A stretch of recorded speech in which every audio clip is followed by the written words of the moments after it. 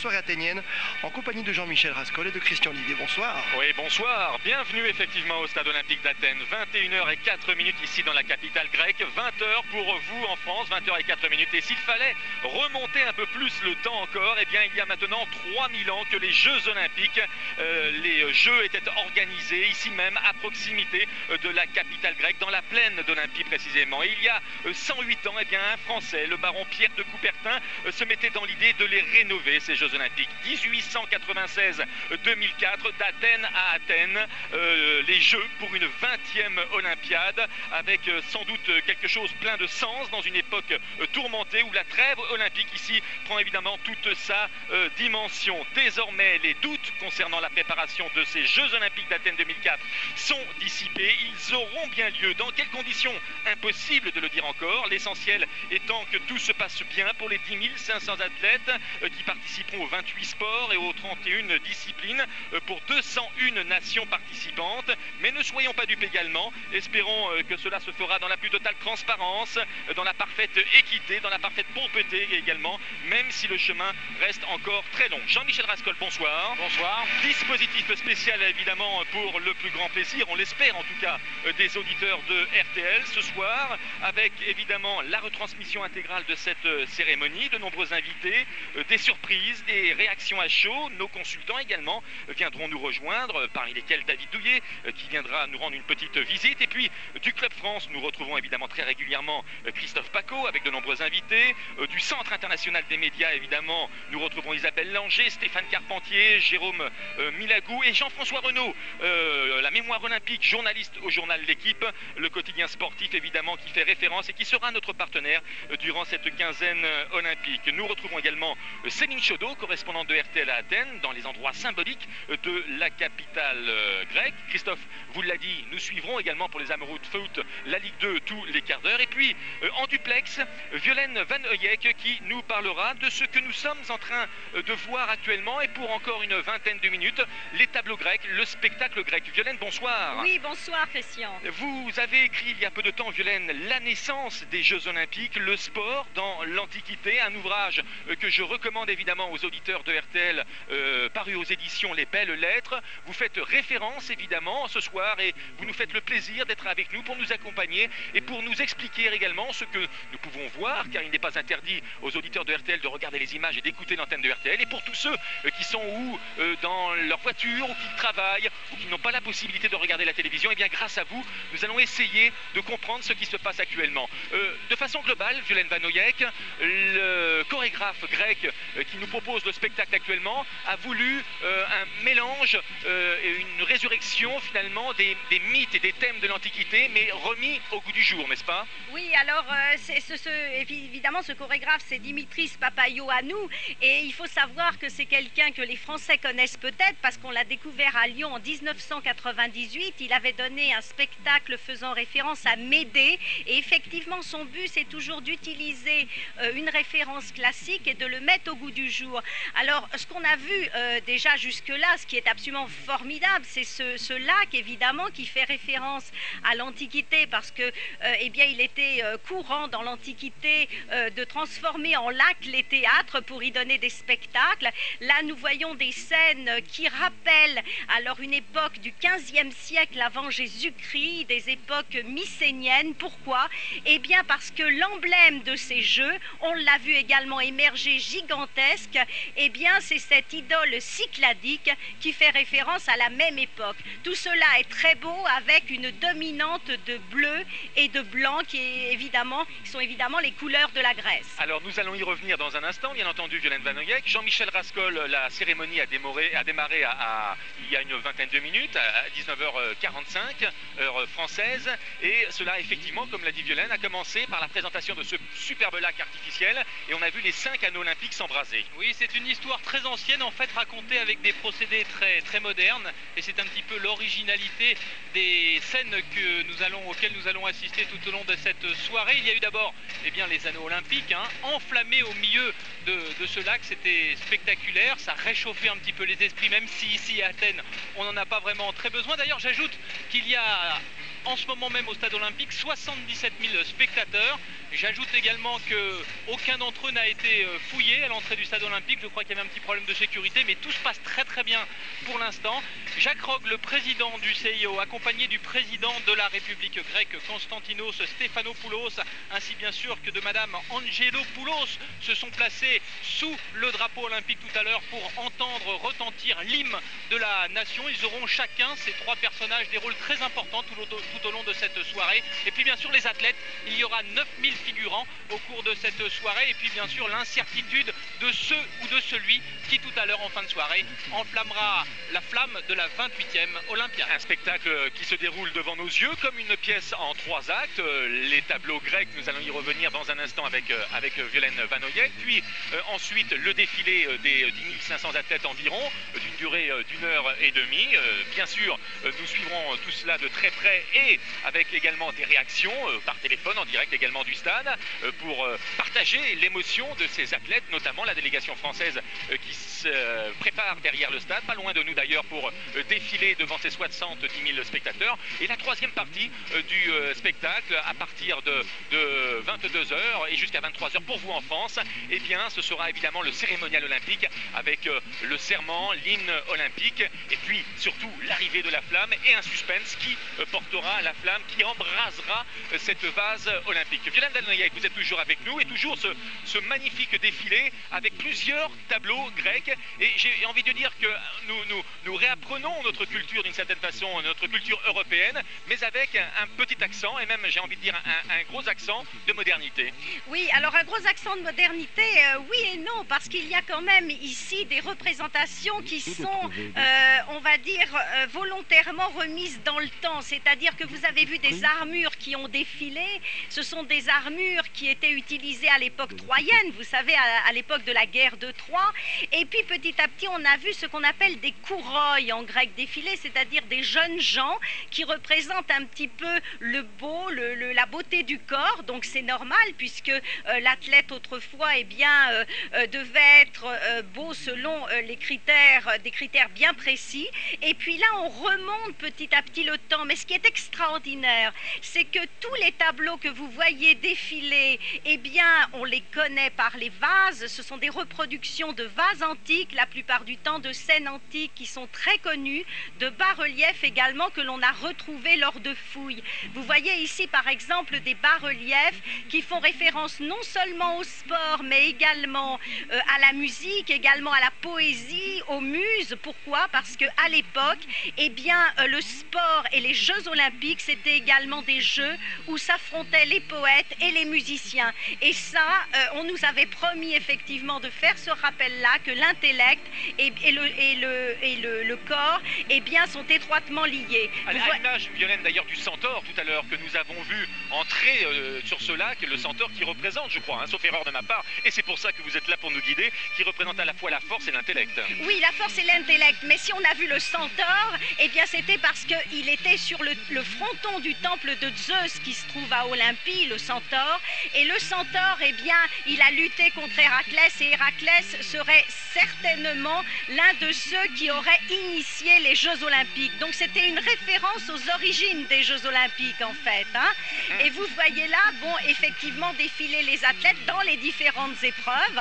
Alors les différentes épreuves à l'époque, c'était la lutte, c'était le disque bien sûr, le lancer du disque, hein. C'était le saut en longueur, c'était la course, c'était le pancras et la boxe. C'est tout à fait ce que nous voyons effectivement, Violaine, actuellement. On pourrait presque voir des athlètes s'élancer, Jean-Michel Rascol, pour le 110 mètres haies, ou se préparer pour la perche, ou encore les disco-balls. Oui, il y avait même le pugilat, je crois, qui est l'ancêtre de la boxe anglaise. Autant de tableaux qui nous démontrent que l'on peut allier la puissance physique avec la vivacité de l'esprit. C'est un petit peu la philosophie olympique, Violaine. Voilà, et on retrouve là justement toute la poésie, toute la musique, avec le tireur à l'arc qui est au centre, car n'oublions pas que le tir à l'arc a été une épreuve olympique qui s'est éclipsée à certaines périodes et qui est revenue à d'autres périodes. Et voilà donc encore d'autres références aux légendes des origines des Jeux olympiques, c'est-à-dire donc l'émergence en fait du dragon aussi, qui fait référence aux travaux d'Hercule.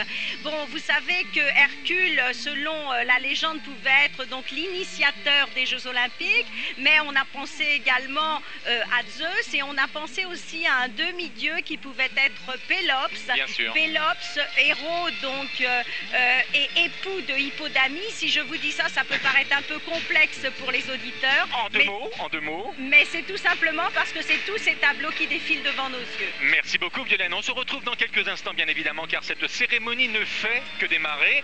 Nous allons retrouver Christophe Paco au Club France, le port du Pirée à Athènes. Christophe. Oui, avec évidemment comme toute la soirée, tout au long de la soirée pendant 2 heures, le football avec tous les quarts d'heure, tous les résultats dans 30 secondes. À Besançon.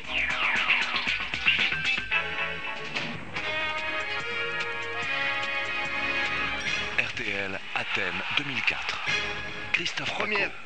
Première grande soirée olympique ce soir sur RTL avec la cérémonie d'ouverture, Jean-Michel Rascol et Christian Olivier. Et la poursuite de ces magnifiques tableaux, on peut le dire, Jean-Michel Rascol. On reviendra un instant avec Violaine Vanoyek tout à l'heure pour voir si toutes ces disciplines qui sont représentées là, comme l'escrime par exemple, eh bien, elles avaient lieu, ces disciplines, lors des Jeux de l'Antiquité. Mais là, on assiste en tout cas à tous ces tableaux qu'on retrouvera avec, j'ai envie de dire, des athlètes grandeur nature à partir de demain. Oui, c'est vrai, à partir de demain, avec, signalons-le, 3 temps forts déjà, le sabre, puisque nous parlions d'escrime. Il y a également les 2 premières épreuves, 2 premières catégories des épreuves de judo, et puis le tir avec l'un de vos préférés d'ailleurs, Monsieur Dumoulin, premier champion olympique de l'équipe de France olympique. C'était à Sydney il y a 4 ans. Alors Violaine, une petite question piège, je ne l'espère pas pour vous. Vous n'êtes pas sans savoir qu'au Comité international olympique, l'escrime par exemple, certaines disciplines, mais comme l'escrime, sont en danger. Est-ce qu'il y avait déjà des matchs, des combats de fleurets, de sabres durant l'Antiquité? Alors ça n'existait pas aux Jeux olympiques, hein, puisqu'on a cité toutes les épreuves qui existaient. En revanche, il était de bon ton de s'entraîner à l'escrime, et justement ça permettait de développer à la fois le haut du corps, nous disent les philosophes, mais également, et on s'en doute, l'agilité, l'adresse. Alors ce qu'il faut savoir, c'est qu'à l'époque, dans ces entraînements, eh bien, tous les coups étaient permis, si bien qu'on pouvait également tuer l'adversaire de dos.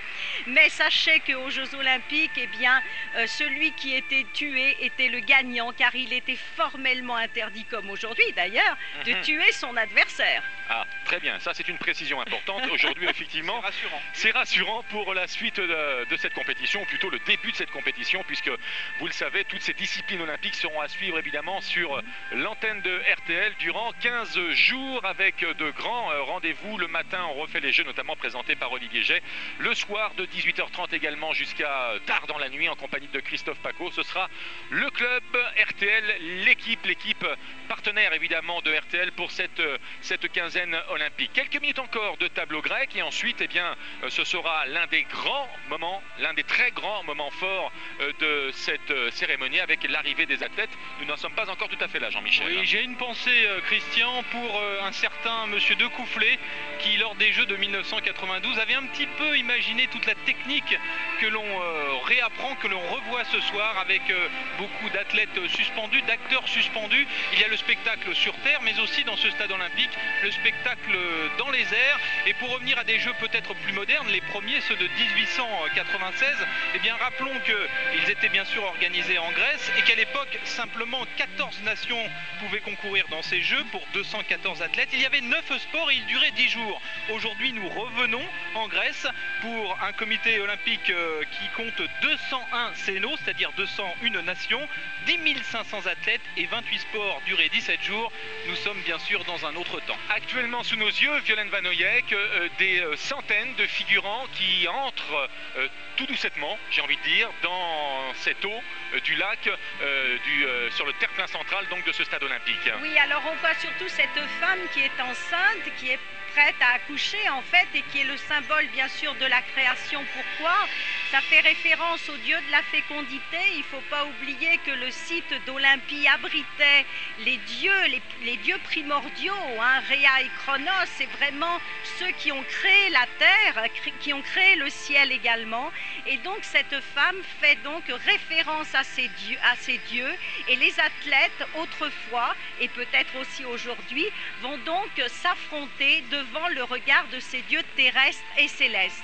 Les athlètes participant aux Jeux de l'Antiquité, y avait-il des femmes, Violaine Vanoyek? Il y avait des femmes, mais elles avaient leur propre jeu au mois de septembre, alors que les jeux masculins avaient lieu en juillet.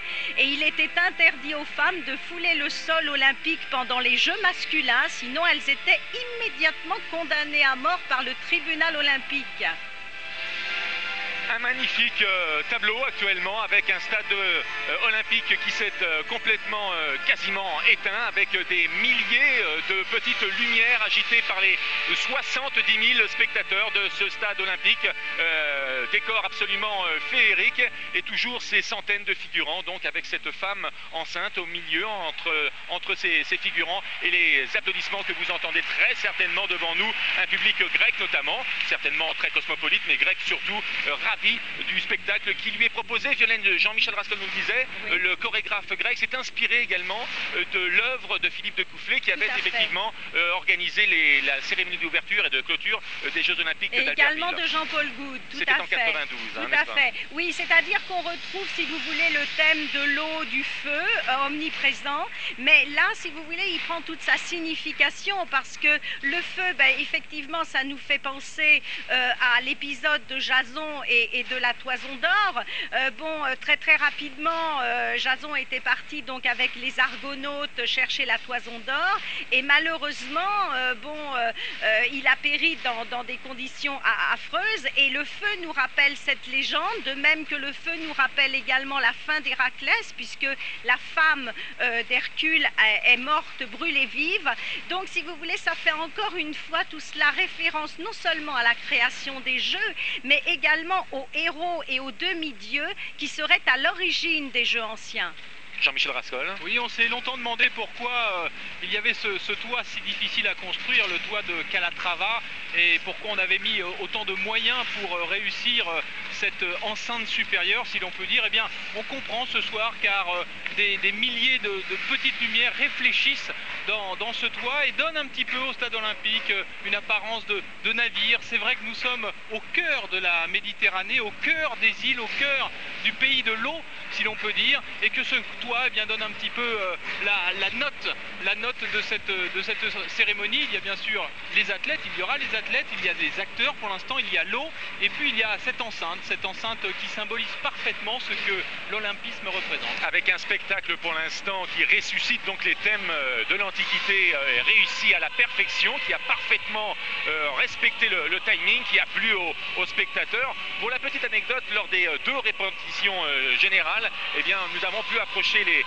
filles chorégraphes. Alors là, une chose très importante, c'est l'olivier, hein, l'olivier symbole aussi de la Grèce, Violaine, qui apparaît. D'ailleurs, le rameau d'olivier tout à l'heure symbolisait à la fois le CIO et le pays.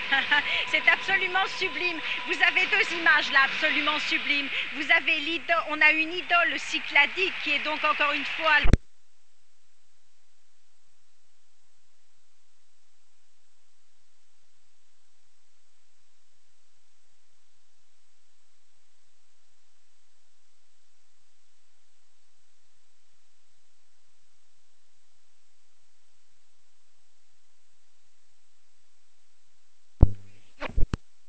disloqué, qui représente les différentes îles des Cyclades, et puis émerge de cette idole cycladique qui a éclaté, et bien cet olivier. Et je rappelle qu'effectivement autrefois les athlètes recevaient une couronne d'olivier comme seule récompense, et comme seule récompense, donc l'olivier étant l'arbre de Zeus, bien sûr. Alors Violaine, les figurants vont quitter maintenant très rapidement ce stade de France. Nous allons évidemment, Violaine, nous retrouver ce stade olympique. Pourquoi ce stade de France? Tout au long de cette soirée, nous nous allons nous retrouver évidemment, Violaine. Avant la deuxième partie évidemment de cette cérémonie, nous allons retrouver Céline Chaudot, correspondante de RTL à Athènes.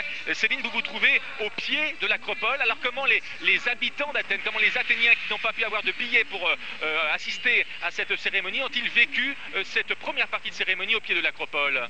Eh bien, l'endroit où je me trouve, le prix du ticket d'entrée est à 4 €. Partie de cette cérémonie avec le défilé des athlètes et en première position, non pas la délégation grecque qui fermera la marche, mais le drapeau grec. Oui, mais alors il y avait un vrai souci d'organisation, Christian, là, puisque lors des Jeux Olympiques, c'est quand même la Grèce qui débute le défilé. Il fallait trouver un moyen, et bien les Grecs et le CIO l'ont trouvé. Et la France, qui était 5e à Atlanta, était passée 6e à Sydney.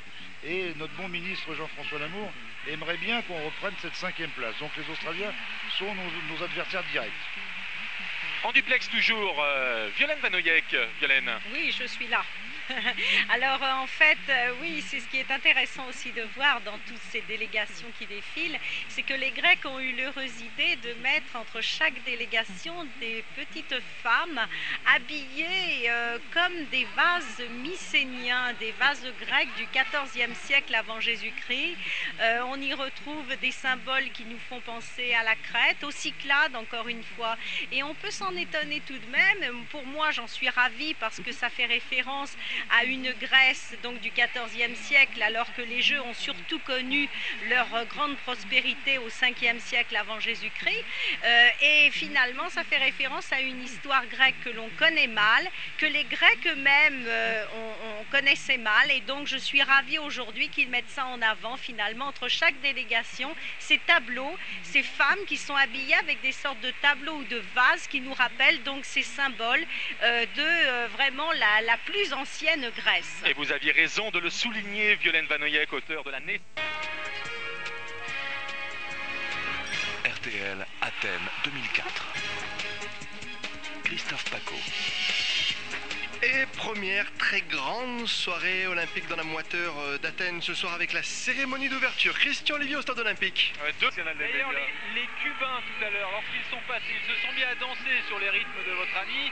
Et ils ont pris un petit peu d'avance, ils ont été obligés de s'arrêter pendant quelques secondes parce qu'ils allaient tamponner la délégation qui les précédait.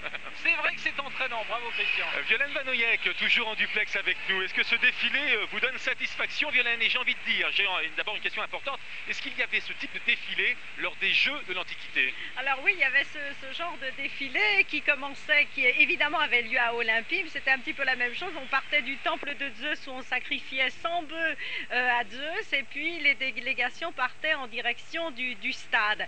Alors évidemment, moi ce que je trouve extraordinaire là, c'est cette musique techno qui est mêlée avec des références toujours à l'Antiquité, puisqu'il y a toujours ces femmes qui défilent en habits représentant des vases avec beaucoup de symboles. Et vous savez que ces femmes donc séparent chaque délégation et elles font référence aux cités, aux villes qui vont accueillir les Jeux Olympiques. Alors on voit notamment des référence à Olympie, bien sûr, où vont se dérouler donc le poids masculin et féminin, et puis il y a des références aussi à marathon, et justement il est bon de savoir que donc le parcours des marathoniens va s'effectuer sur celui de Philippides, ce fameux donc héros qui serait parti de Marathon pour rejoindre Athènes après la guerre de Marathon en 490 avant Jésus-Christ. Voilà autant de références, et puis aussi sur ses robes des références à la petite cité d'Élis qui était l'organisatrice des Jeux autrefois.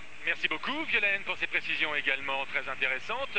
Sont passés devant nous, Stéphane Carpentier, il y a quelques instants, les Lituaniens. Alors les Lituaniens, petite délégation, mais chance de médaille ou pas pour ces Jeux Olympiques? Chance de médaille pour les basketteurs notamment. C'est une grande nation du basket, 3 millions d'habitants. Vous le savez, la Lituanie a décroché consécutivement de femmes tout de blanc vêtues. Violaine Vanoyek.